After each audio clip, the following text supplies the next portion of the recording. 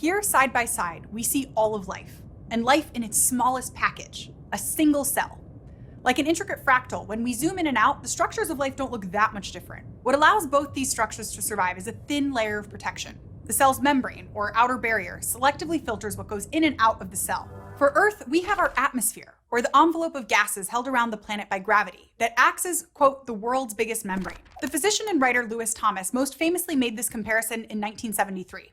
Like a cell membrane, the atmosphere filters what's allowed in and out, like different wavelengths of light. Thomas marveled at how photographs like the famous Earthrise showed the sterile surface of the moon with the exuberant Earth rising in the background. It seemed miraculous that the Earth was so alive while everything around it seemed so not. Most of us take the atmosphere for granted and rarely think about what it's made of or how it moves or changes. We notice it when bad weather inconveniences us or appreciate it when enjoying the outdoors. But it's been 5 billion years in the making, and it's how we and every other cell of life are able to survive. I'm Alize Carrere, and this is Crash Course Geography.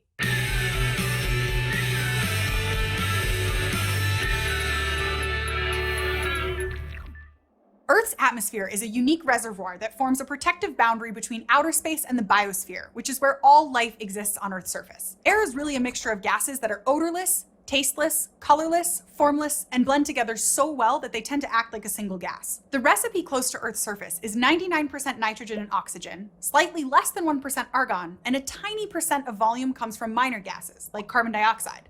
But this mostly consistent mixture starts to deviate as we get towards the outer edge of the atmosphere. To better study the progression, we can break up the atmosphere into vertical layers, or spheres, using several different characteristics. The 4 layers we hear about most are the troposphere, stratosphere, mesosphere, and thermosphere, and they come from studying the atmosphere based on its temperature structure.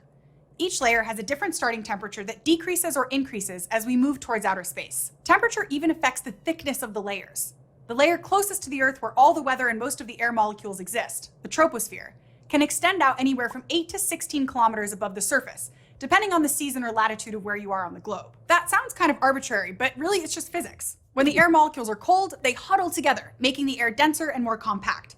So in winter or near the poles, the troposphere is thinnest, and it's thickest where the air molecules spread out, like in warm places at the equator. When we move to the stratosphere, the next layer, temperatures tend to be layered and get progressively warmer. Here we have the ozone layer, which is the section of the atmosphere with the highest concentration of ozone, one of the minor gases in our recipe. The ozone layer lets the wavelengths of light conducive to life to pass through, while filtering out those that are harmful, like most of the ultraviolet waves. Absorbing UV rays is what causes temperatures to increase in the stratosphere. Then temperatures drop in the mesosphere and increase again in the incredibly hot thermosphere, where the few air molecules floating around out there can get to be 1,100 degrees Celsius. Altogether, the atmosphere extends 480 kilometers above Earth's surface, which sounds like a lot, but the diameter of the Earth is 12,756 kilometers. Compared to that, the atmosphere seems like the peel of an orange. This thin layer of gas is so critical for life to exist, which is why it's so important to talk about early on in our journey into physical geography. Without the atmosphere, none of the processes we'll study in the hydrosphere, lithosphere, and biosphere would function. Energy from the sun is constantly passing through the different layers of the atmosphere's waves, landing on and being absorbed into the Earth's surface to provide the heat and warmth for life. Really, that energy is electromagnetic radiation, or different wavelengths of energy that travel away from the surface of an object. All objects, like the sun, the Earth, our skin, are constantly emitting waves of electromagnetic radiation. Very hot and high energy objects, like the sun, emit vast amounts of energy as short wavelengths, or solar radiation, in the form of light. Cooler objects, like the Earth, emit much longer heat waves, or terrestrial radiation. Since there's constant sunlight passing through the atmosphere, we might expect temperatures to keep increasing, like when you're sitting under a blanket and you get so hot that you want to throw it off. Fortunately, the Earth doesn't get swelteringly hot because the Earth and the atmosphere naturally balance the short-wave solar energy that arrives with the long-wave energy sent back to space. This is the atmospheric energy budget, which is achieved with 3 types of energy transfers. The first type of energy transfer is that radiation we've been talking about, which is more generally the transfer of energy through waves, like when we warm our hands over a campfire. Insolation, or incoming solar radiation, reaches us by, you guessed it, radiation. Imagine we're riding a sunbeam of solar radiation, trying to navigate the atmosphere as it hurtles toward the surface. The atmosphere protects the Earth by filtering sunlight, so there are quite a few obstacles to make it through. If our sunbeam has 100 units of radiant energy, most of those units will be intercepted before we make it to the surface. Let's go to the thought bubble. The outer layer of the sun is extremely hot thanks to its intense energy, so our sunbeam radiates at short wavelengths.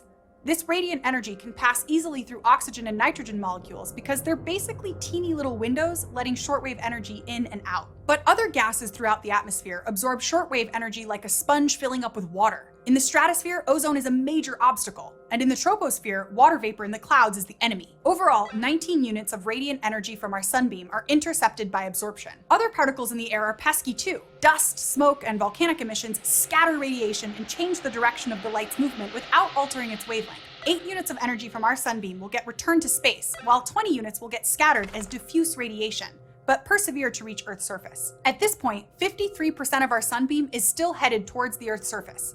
Our next obstacles are clouds. Thick clouds are actually capable of reflecting up to 80% of total incoming radiation, like a mirror bouncing the energy back into space. And even when we make it to the surface, our sunbeam isn't safe.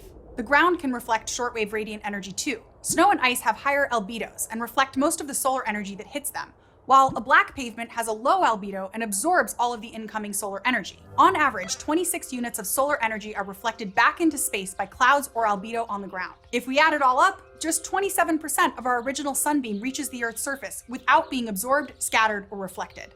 Thanks, Thought Bubble. So after that rocky journey, 47 units or so of radiant energy gets through to the ground as a combination of direct radiation that doesn't get absorbed, scattered, or reflected, and diffuse radiation that got scattered briefly but still makes it through the atmosphere. As my personal hero David Attenborough might say, that 47% is just enough for life on our planet. Any more and the surface might be too hot for life, like Mercury. Any less and it would be too cold for life as we know it. After being absorbed into the surface, incoming radiation is eventually re-radiated by the Earth as terrestrial radiation. Here, the two other types of heat transfer have a role in moving heat energy away from Earth's surface to the atmosphere and out into space. Heat is carried upwards from the Earth in convection currents. For example, insolation heats water from the Earth's surface, which evaporates, becomes water vapor, and condenses into clouds in the troposphere. As the water vapor condenses and changes from a gas to a liquid, the energy that gets released heats up nearby air molecules. This is like when water is boiled. Convection currents let hot water molecules flow upwards and cool. And some heat is actually transferred by conduction or through actual contact. Like when you go to grab the hot handle of that pot of boiling water. Heat is transferred to your palm through the physical contact you make with the pot. Conduction is most important in the lowermost layers of air in contact with the ground, but air is actually a pretty poor conductor of heat. So the small amount of heat transferred through conduction ends up being carried further upwards by convection. So the solar radiation coming in equals the terrestrial radiation plus convection plus conduction coming out of Earth. It's balanced. The atmosphere actually traps quite a bit of the long-wave terrestrial radiation, re-radiating and reflecting these heat waves back again in a continuous energy exchange. So the atmosphere is actually heated mostly from below. Certain gases can absorb solar radiation on its way to Earth, but other trace gases like carbon dioxide, methane, water vapor, and nitrous oxide are great at absorbing long-wave terrestrial radiation and sending it back to the Earth's surface. This produces the natural greenhouse effect. In a greenhouse, the glass lets in insolation, but doesn't allow the warm air inside to escape. These greenhouse gases do the same thing in our atmosphere. Greenhouse gases get a lot of negative attention, but without the natural greenhouse effect, Earth's surface would be too cold for human life. But we're running into problems because human activities, like burning fossil fuels and massive deforestation, have increased the concentrations of greenhouse gases. So more heat energy stays in the atmosphere. This produces a warming trend which upsets the ecological systems of Earth. When the atmosphere energy systems become unbalanced, there's a cascading effect on other physical and biological processes, from sea levels rising to changing distributions of plants and animals. Where we are in the globe plays a big role in how much energy is trapped by the greenhouse effect or allowed to escape. In our previous episode, we learned every location on Earth doesn't get the same amount of solar energy because of how the Earth tilts and moves. The atmosphere ends up emphasizing this imbalance. For example, at the equator when the sun is overhead, the incoming radiation only has to get through the vertical thickness of the atmosphere, and a fairly large amount does get through. But at high latitudes, the insolation doesn't hit head-on and has more atmosphere to make it through, so there's more opportunity for scattering and reflection. In theory, if the vertical atmospheric energy budget was all we had, tropical areas would actually get warmer and the Arctic and Antarctic even colder. But this doesn't happen. Instead, large horizontal circulation systems, like ocean currents and wind systems, move the excess heat the Earth receives at low latitudes to the poles. Soon we'll see how this energy transfer from the equator to the poles is one of the fundamental driving forces behind the general circulation of the atmosphere around the globe. In the next several episodes, we'll explore how the atmosphere and its energy systems are the basic ingredients for weather and climate, like how the atmosphere ultimately makes it possible for rice to grow in hot and wet places like Vietnam, or why in cold, snowy places like Siberia, houses have steeply pitched roofs. So much of how humans interact with our environment is shaped by how energy, heat, and water move through the atmosphere. Far from being a boring blanket of air, the atmosphere is an intelligent, sophisticated shield that performs complex functions to make life viable on our planet. Thanks for watching this episode of Crash Course Geography, which was made with the help of all these nice people. If you want to help keep Crash Course free for everyone forever, you can join our community on Patreon.